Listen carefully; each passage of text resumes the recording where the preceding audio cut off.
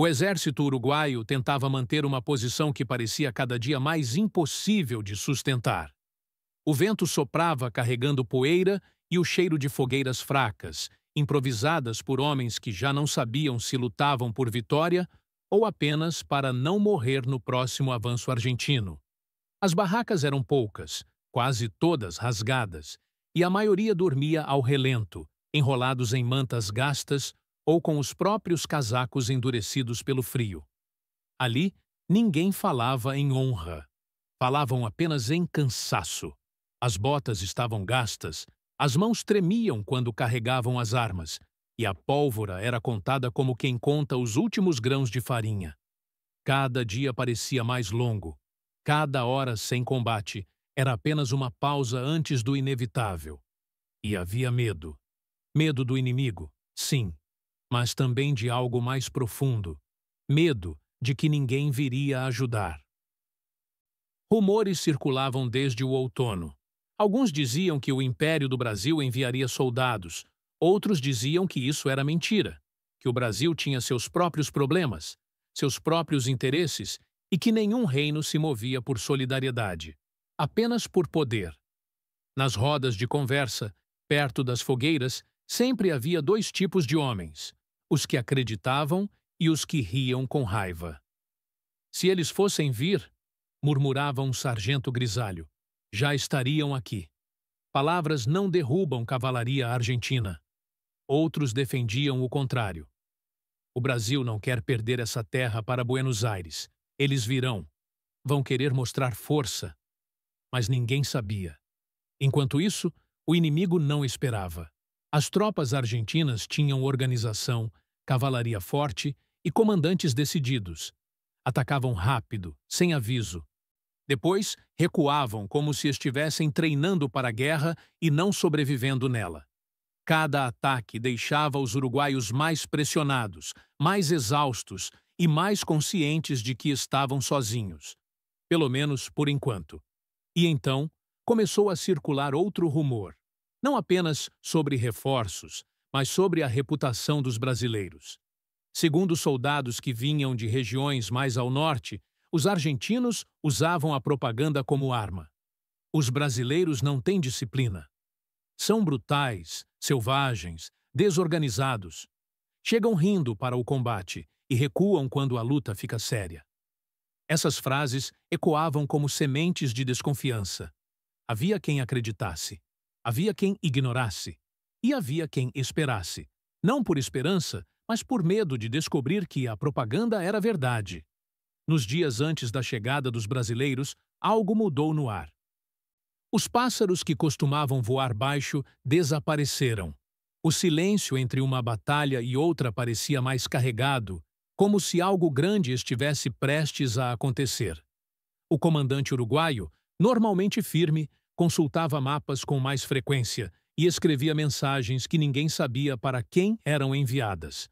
Na manhã em que tudo mudou, o sol nasceu fraco, escondido atrás de nuvens grossas.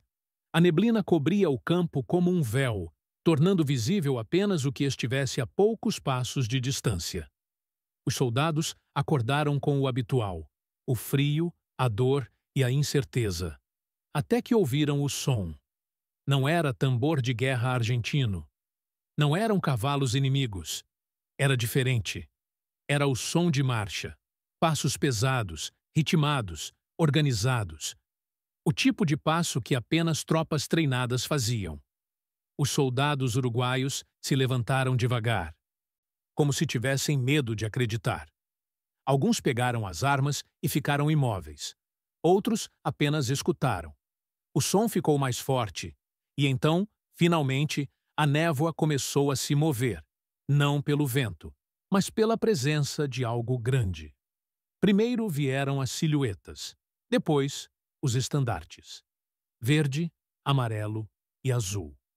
As bandeiras brasileiras recortavam o cinza da manhã como se não pertencessem àquele mundo desgastado pela guerra. Atrás delas, formavam-se longas fileiras de soldados, organizados, alinhados, sem pressa e sem hesitação. Não corriam, marchavam. E cada passo levantava pequenas nuvens de poeira que se misturavam com a neblina. O silêncio entre os uruguaios era total. Não havia aplausos, não havia comemoração. Havia apenas choque. O tipo de choque que nasce quando o improvável finalmente acontece. Os argentinos tinham dito muitas coisas. Tinham dito que os brasileiros eram desorganizados. Tinham dito que pareciam mais trabalhadores rurais do que soldados. Tinham dito que, se chegassem, seria um problema, não solução.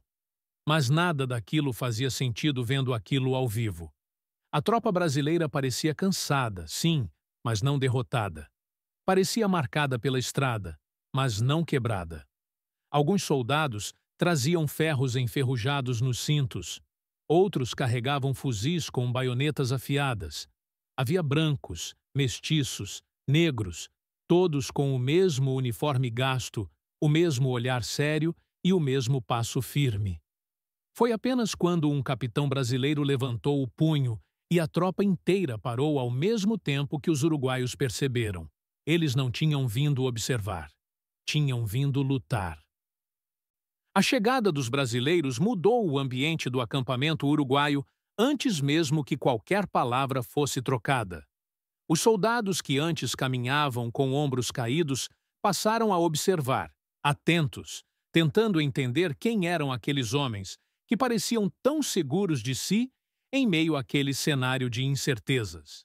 Havia curiosidade, sim, mas também havia prudência. Afinal, ninguém ali havia esquecido o que se dizia sobre eles. Os oficiais se reuniram primeiro. Mapas foram colocados sobre barris e mensagens trocadas em voz baixa. O sotaque brasileiro era diferente, mas compreensível. As frases eram curtas e práticas, sem formalidades desnecessárias. Do lado uruguaio, havia receio de parecerem desesperados, mesmo que, na prática, estivessem. Enquanto isso, os soldados observavam uns aos outros à distância. Os uruguaios notaram que os brasileiros carregavam com eles uma energia diferente. Alguns pareciam mais descontraídos do que o esperado, conversando em tom baixo, enquanto esperavam ordens. Outros apenas olhavam tudo ao redor com a mesma expressão cansada que eles já conheciam. A expressão de quem tinha visto guerra suficiente para saber que ela nunca era simples. Apesar da tensão, havia algo curioso. Os brasileiros raramente estavam em silêncio total. Mesmo parados, havia pequenos comentários, trocas rápidas, murmúrios quase bem-humorados. E isso confundia os uruguaios. Não parecia medo, nem arrogância, parecia hábito. Como se falar fosse a forma deles manterem a mente longe do peso que carregavam. Naquela primeira tarde, não houve batalha, apenas reorganização. Os brasileiros montaram suas barracas com rapidez, usando cordas improvisadas e mantas dobradas. Alguns uruguaios se aproximaram para observar, discretos, tentando parecer indiferentes. Do lado brasileiro, ninguém se mostrou incomodado. Era como se já esperassem o olhar curioso dos aliados. Quando o sol começou a descer, o frio aumentou. As fogueiras foram acesas, e aos poucos o acampamento ganhou a aparência de um lugar onde homens tentavam repousar antes do próximo confronto. Os uruguaios jantaram primeiro, caldo ralo, pão endurecido, carne salgada. Os brasileiros comeram depois. E foi nesse momento que algo chamou a atenção. Eles dividiam tudo. Não importava se um tinha mais ou menos. Sempre havia alguém passando um pedaço de carne ou um gole de água para outro. Não era gesto calculado, nem feito para impressionar. Era natural, automático, parte da identidade deles como unidade. Um soldado uruguaio, observando de longe, murmurou para os outros: "Não parecem desorganizados." Outro respondeu: "Também não parecem assustados." O terceiro, mais velho e mais amargo, finalizou: "Isso pode significar duas coisas. Ou são melhores do que dizem, ou ainda não viram o que nós vimos." As primeiras interações aconteceram de forma tímida e prática. Um uruguaio pediu fogo para acender o cachimbo. Um brasileiro perguntou onde havia água potável. Outro tentou descobrir o nome das vilas próximas. E lentamente o gelo começou a quebrar. Não com sorrisos, mas com necessidade. Na manhã seguinte, os oficiais anunciaram a primeira patrulha conjunta. Uruguaios e brasileiros marchariam lado a lado para reconhecer a posição argentina. Houve silêncio após o anúncio. Não porque fosse surpreendente, mas porque aquele seria o primeiro teste real da aliança. O grupo partiu antes do amanhecer. O chão estava úmido e a grama longa escondia buracos que podiam torcer o tornozelo de qualquer distraído. Os argentinos não eram conhecidos por atacar cedo, mas ninguém queria arriscar. Foi durante essa caminhada silenciosa que os uruguaios perceberam algo que, até então, parecia apenas boato. Os brasileiros tinham uma forma particular de lidar com o medo. Eles não negavam, não fingiam que estavam tranquilos, mas transformavam o medo em humor discreto, em comentários rápidos, em frases curtas que quebravam o peso do silêncio. Se a Argentina levantar do mato agora, pelo menos estaremos acordados, disse um soldado brasileiro, sem rir. Os uruguaios ouviram. Alguns acharam desrespeitoso, outros entenderam. Porque naquele ambiente, frio, vulnerável, imprevisível, qualquer palavra era melhor do que o pensamento de que cada passo podia ser o último. Quando chegaram ao ponto mais alto da colina de observação, viram o que já temiam. As forças argentinas estavam mais próximas do que acreditavam. Havia movimento no acampamento inimigo. O número de barracas era maior. Cavalos descansavam alinhados. Havia bandeiras. Eles estão se preparando, murmurou um uruguaio. O brasileiro ao lado respondeu sem hesitar. Então não podemos esperar. Não houve bravata, nem discurso épico. Apenas constatação. Na volta ao acampamento, o ambiente estava diferente. Os uruguaios sabiam que, sozinhos, aquele confronto seria difícil, talvez impossível. Mas agora, pela primeira vez em semanas, havia algo novo na expressão deles. Não esperança, ainda era cedo para isso, mas determinação. Eles já tinham entendido o essencial. Os brasileiros não tinham vindo para observar. Tinham vindo para ficar. A batalha não começou imediatamente. Ainda houve dias de preparo, movimentação silenciosa e expectativa pesada sobre o acampamento. Os uruguaios sabiam que a Argentina não ignoraria a presença brasileira. Se antes as ofensivas eram calculadas, agora viriam com força total. Não contra um exército cansado, mas contra uma aliança inesperada.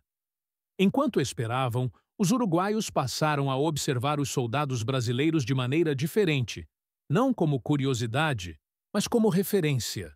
Perceberam que eles treinavam mesmo quando ninguém mandava.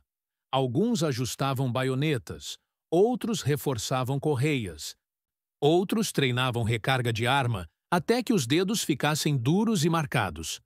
Nada era feito com glamour. Era rotina de guerra. Também notaram outra coisa. Os brasileiros não tinham medo de aprender. Perguntavam aos uruguaios sobre o terreno, sobre rotas secundárias, sobre comportamento dos argentinos na região. Não chegavam impondo superioridade. Chegavam buscando adaptação. Ao mesmo tempo, porém, não pareciam submissos. Havia confiança na postura deles, não arrogância, mas convicção. Quando falavam sobre combate, falavam de forma simples, sem exageros e sem glorificar a morte. Para eles, parecia claro. Guerra não era palco para a bravura, era sobrevivência. O respeito começou ali, de forma silenciosa. Na véspera da batalha, o comandante uruguaio reuniu todos na clareira central. A luz da fogueira iluminava rostos cansados. O silêncio era total, e até os brasileiros ficaram atentos. Ele respirou fundo, como alguém que escolhe as palavras sabendo que serão lembradas. Amanhã não lutamos apenas pelo território. Lutamos por existirmos como nação. A frase ficou no ar por alguns segundos, pesada, verdadeira. Quando terminou, não houve gritos de guerra, nem celebração. Apenas homens retornando para suas posições, ajustando armas e tentando dormir, sabendo que madrugada e medo chegariam juntos. O ataque argentino veio antes do amanhecer. Primeiro, o som distante de cascos. Depois, os clarins, longos, firmes, confiantes. Os uruguaios se levantaram apressados, preparando posições. Alguns tremiam, não de frio, mas de adrenalina. A expectativa de batalha é sempre pior que a batalha em si. Os brasileiros não pareciam apressados, mas também não eram lentos. Moviam-se com precisão, ocupando as linhas mais expostas e alinhando a infantaria atrás de pequenas elevações naturais do terreno. Os argentinos surgiram como uma onda, organizada, rápida e numerosa. As bandeiras avançavam com firmeza, e o som das vozes de comando ecoava pelo campo. A primeira descarga de tiros partiu dos uruguaios, alta, disforme, marcada mais pela ansiedade do que pela estratégia. Os brasileiros só firem depois, juntos, no mesmo segundo, como um único organismo que respirava pólvora. Esse contraste foi o primeiro impacto real. Os argentinos recuaram por segundos, surpresos com a resistência inesperada. Mas logo reorganizaram a linha e voltaram a avançar. O combate se aproximou. Espingardas viraram baionetas. O campo virou lama com rastros de botas, sangue e pólvora. Foi ali que os uruguaios finalmente entenderam o que significava lutar ao lado daqueles homens. Enquanto alguns uruguaios hesitavam ao recarregar, os brasileiros mantinham o ritmo, não porque eram destemidos, mas porque estavam treinados para continuar independentemente do caos ao redor. Quando um uruguaio recuou instintivamente ao ver cavalaria inimiga se aproximar, um brasileiro ao lado dele bateu no ombro dele, uma vez firme, como quem diz sem palavras: "Fique!" E ele ficou. O auge da batalha ocorreu quando a linha argentina avançou pela segunda vez, mais forte, mais numerosa, tentando romper a aliança recém-formada.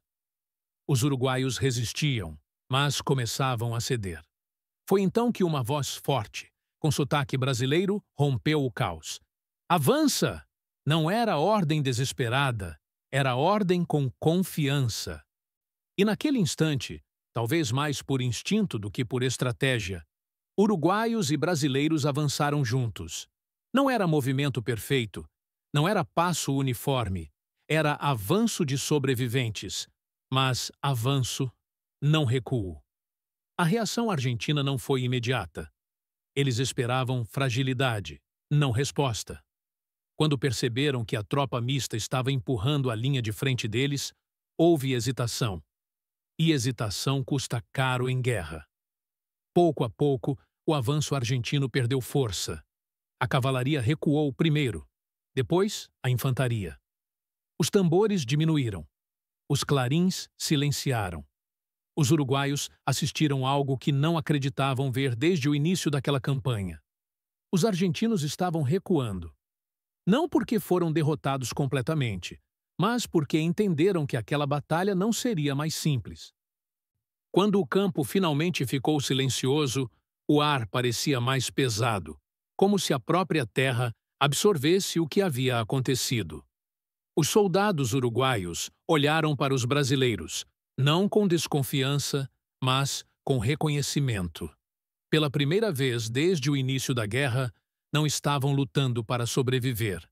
Estavam lutando com chance real. E essa chance tinha chegado marchando com bandeiras verdes, amarelas e azuis. Nos dias que seguiram a batalha, o campo não parecia o mesmo. O silêncio que antes significava espera e incerteza agora tinha outro peso. O peso de algo que havia mudado. Os uruguaios ainda estavam cansados, ainda tinham poucas munições, ainda sabiam que nova ofensiva poderia chegar a qualquer momento, mas havia algo diferente no olhar deles. Eles já não se perguntavam se conseguiriam resistir. Agora, perguntavam quanto tempo levaria até a próxima vitória. A chegada dos reforços brasileiros não havia apenas mudado a estratégia militar. Havia mudado o espírito do acampamento. Antes, quando os soldados se reuniam ao redor das fogueiras, falavam de ausência, perda e medo. Agora, falavam de possibilidades. Alguns comentavam sobre cidades que poderiam ser retomadas, outros sobre rotas de abastecimento, e alguns, com cautela, arriscavam algo que ainda parecia frágil.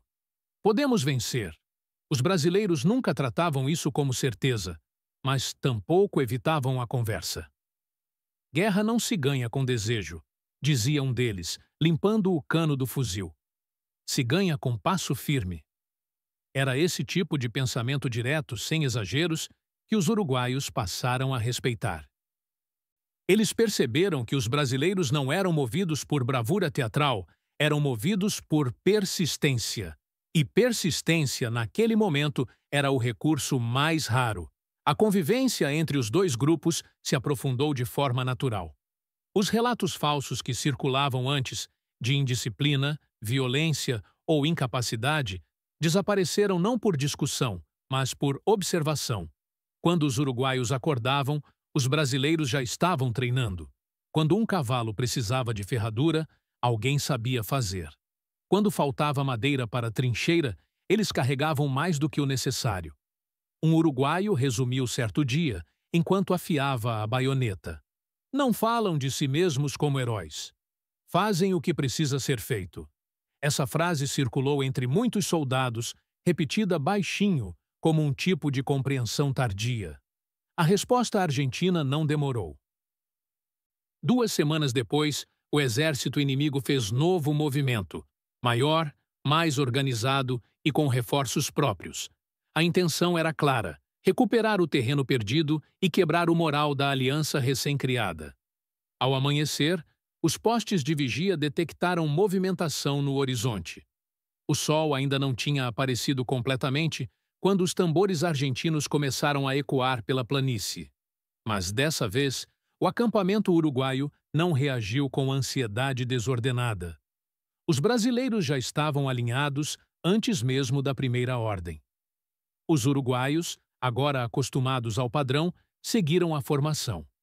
A diferença era visível. 2 semanas antes, eram 2 tropas separadas tentando agir juntas. Agora, eram uma formação mista, com sotaques diferentes, sim, mas com um objetivo único. Quando a batalha começou, não houve o medo silencioso de antes. Havia tensão, claro. Ninguém encara tiros sem sentir o corpo responder, mas havia também confiança construída. A cavalaria argentina avançou primeiro, tentando romper a linha defensiva. Os brasileiros absorveram o impacto inicial, amparados pelos uruguaios que agora compreendiam o ritmo deles. A troca de tiros foi intensa, próxima, quase pessoal. Em determinado momento, quando o combate parecia empatar, a infantaria brasileira avançou com rapidez surpreendente, empurrando a linha inimiga alguns metros para trás. Esse avanço rompeu o equilíbrio psicológico. Foi ali que os uruguaios, aproveitando a abertura, avançaram junto, sem comando direto, sem hesitação, como se o corpo coletivo já soubesse o momento exato de respirar e o momento exato de atacar. Quando a poeira abaixou, os argentinos estavam recuando novamente. Dessa vez, o recuo não era estratégia. Era reconhecimento. Eles haviam percebido que a guerra tinha mudado, e não a seu favor. Ao final da tarde, quando tudo estava finalmente silencioso e o disparo mais distante havia desaparecido no horizonte, os soldados sentaram-se em campo aberto, sujos, exaustos, marcados, mas vivos. Não houve gritos nem festa. Apenas um entendimento silencioso entre aqueles que tinham partilhado risco, medo e esforço. Aquela guerra poderia ser vencida. Mais tarde, quando documentos oficiais tentassem explicar os acontecimentos daquele período, falariam de formação de tropas, reforços estratégicos e decisões comandadas por mapas. Mas os soldados lembrariam de outra coisa. Lembrariam do momento em que dois grupos que antes se desconheciam aprenderam a lutar juntos. Lembrariam da primeira vez que ouviram o som das botas brasileiras na névoa. Lembrariam que antes da chegada deles, o Uruguai lutava apenas para não desaparecer. E lembrariam desta verdade simples, dura e impossível de esquecer. A guerra mudou no dia em que deixaram de lutar sozinhos.